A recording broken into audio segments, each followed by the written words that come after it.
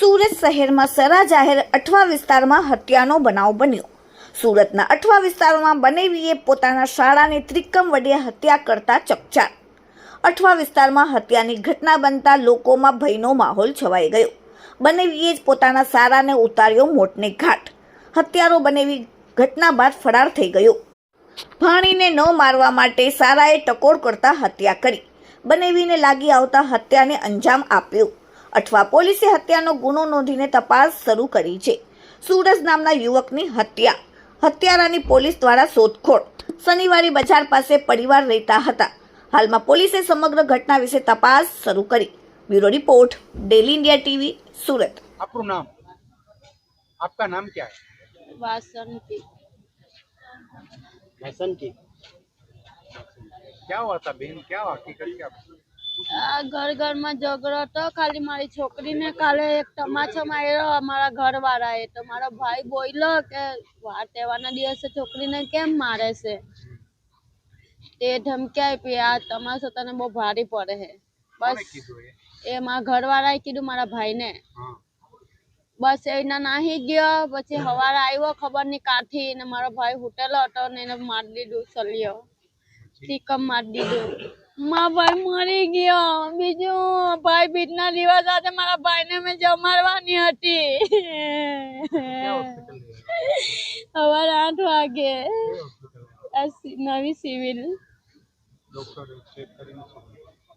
મેં નહીં હતી, મેં તો બહાર બેહેલી હતી। એ મારા ઘરવાળો જેલમાં જ છે। અઠવા ચોક બજાર અઠવા। એ જ છે મારા છોકરાએ બધાએ જોયું। એ જ મારીને ભાઈગો બધાએ જોયું। પકડો પકડો એને પકડવા બી દોડ્યા।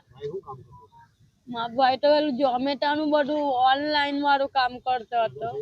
ના મારા ભાઈ મારી માના લીધે લગ્ન નહીં કરતો હતો કે કેવી બૈરી આવે મારી માટી મને દૂર કલાક એટલે હું મારા ભાઈને તેવી શકતો હે।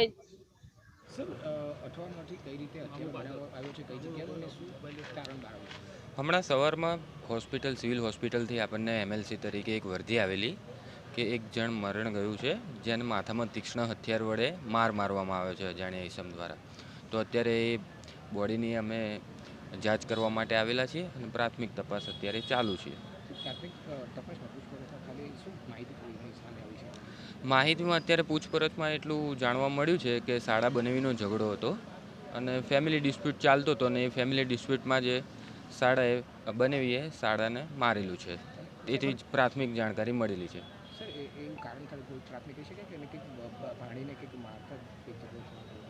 બની શકે ફેમિલી ડિસ્પ્યુટ ચાલુ જ હતા એટલે પ્રાથમિક તપાસ ચાલુ છે। આ ડક્કા ઉવારાનો વિસ્તાર છે। ડક્કા ઉવારાનો વિસ્તાર છે જ્યાં શનિવારી બજાર ભરાતી હોય છે, ત્યાં ઝૂંપડપટ્ટીમાં આ લોકો રહેતા હોય છે, ત્યાંનો જ બનાવ છે। અત્યારે એ હજી તપાસ ચાલુ છે।